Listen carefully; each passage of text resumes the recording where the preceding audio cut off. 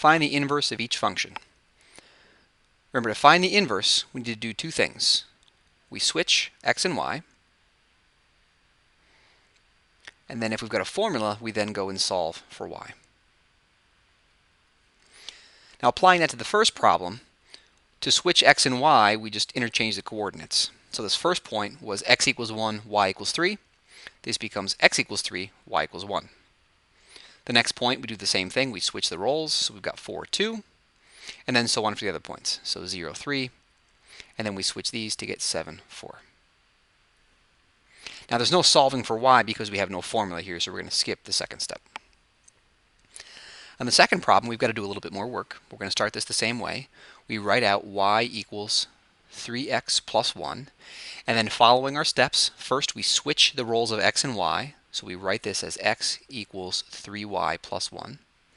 Then we solve for y. So subtract 1 from both sides to get x minus 1 equals 3y, and finally divide both sides by 3 to get x minus 1 over 3 equals y. Now, we found the inverse, but we need to label it the correct way.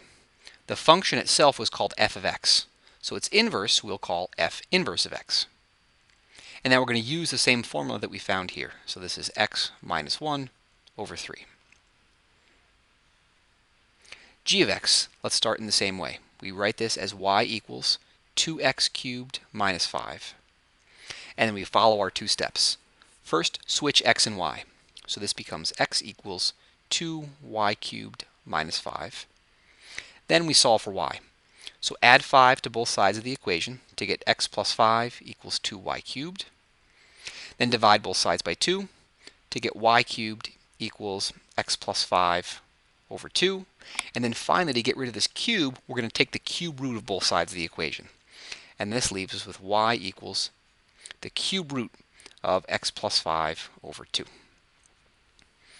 However, our function was not called y, it was called g of x. So its inverse we'll write as g inverse of x. And we'll write down the formula that we'd found, the cube root of x plus 5 over 2. Finally, h of x. We'll write the formula down as y equals x plus 2 over x plus 1. And we follow our two steps. First, switch x and y. So we'll write this as x equals y plus 2 over y plus 1, and then solve for y. I see that there are two instances of y in this equation, so let's get rid of fractions first by multiplying both sides by y plus 1. So this gives us xy plus x equals y plus 2. Next, I need to have all the y's on the same side of the equation and all the x's on the same side of the equation. So we'll start out by moving all the y's together first by subtracting y from both sides.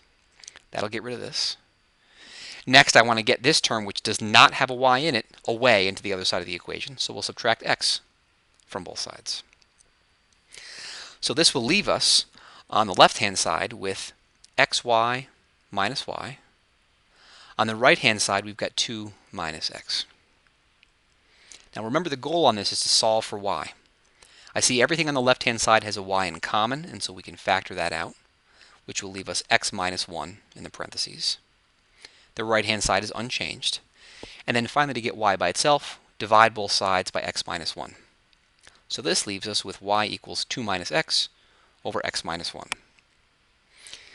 To write this correctly, remember the original function was called h of x, so its inverse we'll write as h inverse of x equals 2 minus x over x minus 1.